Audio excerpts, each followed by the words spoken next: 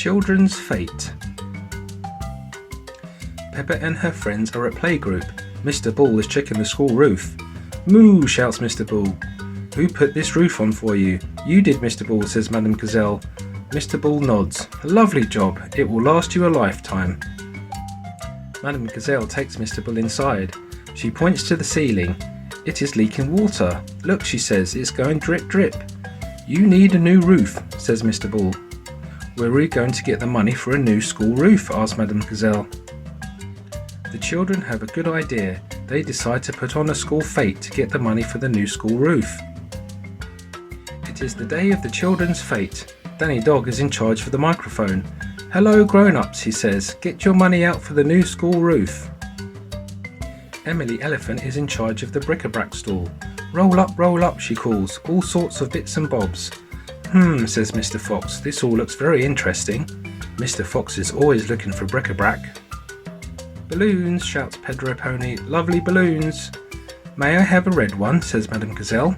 "How much money have you got?" asks Pedro.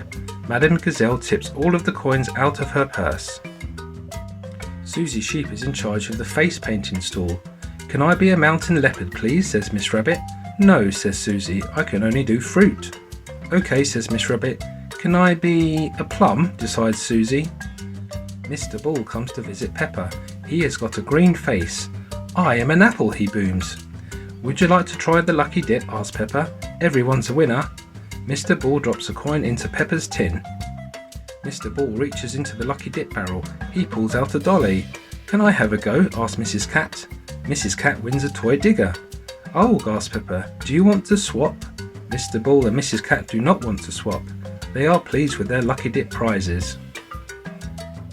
Freddy Fox calls all the grown-ups. It is time for the mummies and daddies race. Everyone has to get into a sack and jump across the field. "On your marks, get set, go!" shouts Freddy.